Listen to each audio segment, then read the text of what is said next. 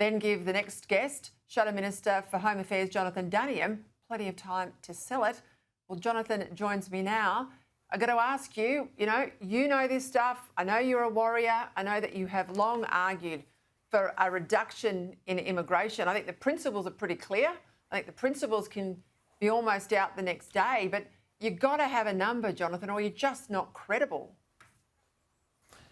Yeah, I can guarantee you now, Peter, we will have a number. Now, it may not be by Christmas, but bearing in mind the election is still after Christmas, nearly 2.5 years away, it will be well before the election, but it'll be a number that is founded on those principles we're talking about, those very basic things that this government has got so fundamentally wrong. They can't build houses to save their life. They haven't been able to properly manage health and education with the state and territory governments. Our infrastructure is woefully inadequate and Australians pay the price. So those basic inputs of data, how many houses, how many hospital beds, how many school places are going to be available to accommodate these people. And of course, on top of that, who do we want coming here? What are they bringing to this country? What skill set are they going to bring? Are they going to contribute to our economy or will they be a drag on it? Those sorts of things all need to be a part of what we will announce by way of a policy moving forward. And as I say, I guarantee there will be a number as part of what we announce in this term, and it is one we will fight for because Australians want it. They're crying out for it and we will give it to them. 100%. I'd said a bit earlier, you wouldn't have heard my comments, that, I'll let you off the hook by Christmas, but I tell you, come Easter, you have to have a number. Every single time I used to interview Dan Tehan and Peter Dutton about this, that say all the right things, like the principles are there. The principles are almost written into the Liberal Party platform. You don't need to think those up. They're there for you. But the number was so slow in coming. And then, of course, in the calamity of a campaign, when you've got 20 other things you're fighting on, it wasn't, in my view, sold enough. The fire was not put under Labor's feet, and Labor are bearing the responsibility for this. And also, I think, and you made the good point there, it's not just a debate about the quantity of migrants, it's about the quality of migrants. So I'm pleased to say you're not going to sort of squib debating who we are bringing and the sort of values they're coming with. No, who we bring into this country fundamentally can change the fabric of our nation. And we want to keep this country great. It's why these migrants come to Australia, because they want to be a part of this amazing nation and take advantage of what it has to offer. Well, if people want the country to continue to be the country that it was when they got here, we've got to make sure that the people we're bringing in share our values, uphold the rule of law, respect our democracy and the freedoms that come with it, respect others' religions, etc.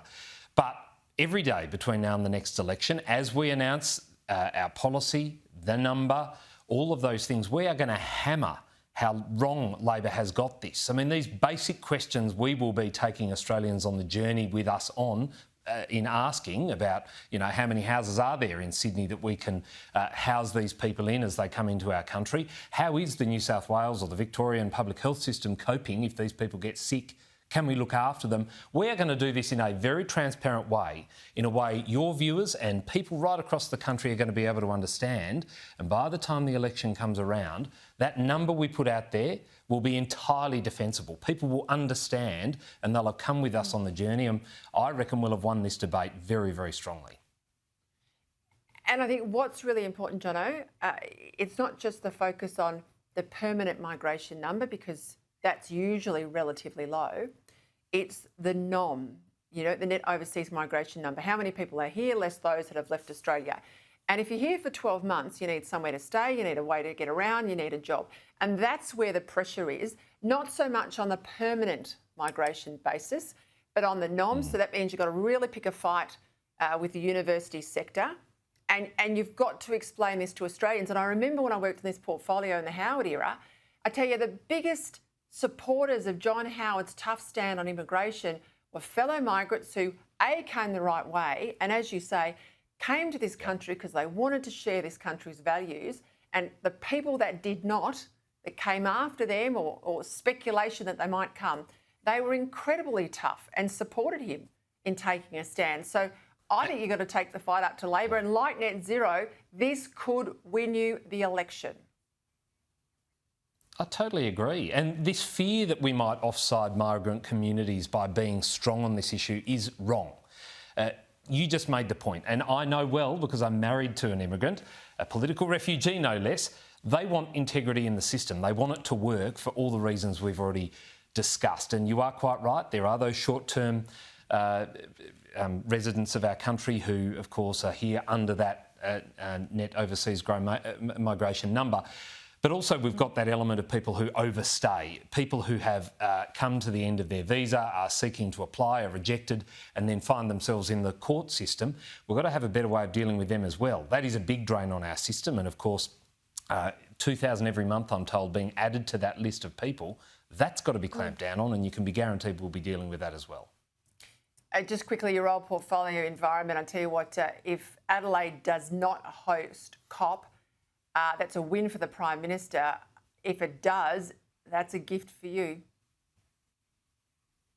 Yeah, it is. I cannot believe that they are still sort of tinkering around and trying to pitch in for this hosting this summit. I mean, frankly, $2 billion that we don't have, it is nuts. We could be spending all that so many other ways, health, education, housing.